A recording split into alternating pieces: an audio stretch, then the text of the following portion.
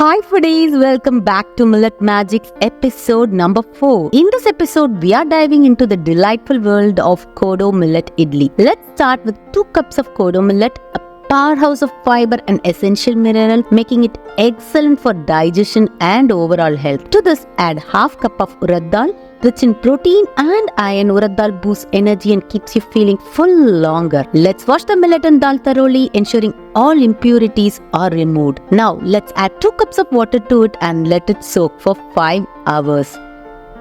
Just 10 minutes before grinding, take half cup of red poha. High in iron and easy to digest red poha is a wonderful addition to this recipe. Let's wash the red poha and soak it for just 10 minutes. After 5 hours, let's put everything together. I'm using my Ultra Grind Gold grinder, which ensures a smooth and consistent batter every time.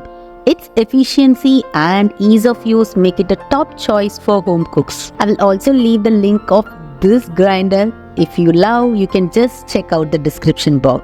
Blend all the ingredients together until you get a very smooth batter consistency. It takes approximately 10 to 12 minutes. Once the batter is ready, add adequate salt and mix well with your hands to encourage good fermentation. Let it ferment overnight or for at least 6 hours depending on your climatic conditions. You can refrigerate this batter for up to 3 days once fermented. The batter is beautifully aerated and perfect for making idlis. Let's grease the idli mold and start pouring a ladle of batter into each mold. I prefer using stainless steel idli pots because of their durability and even heat distribution. Steam the idlis for just 10 minutes and there you have it. Super soft and spongy Kodo Millet Idlis, ready to be enjoyed.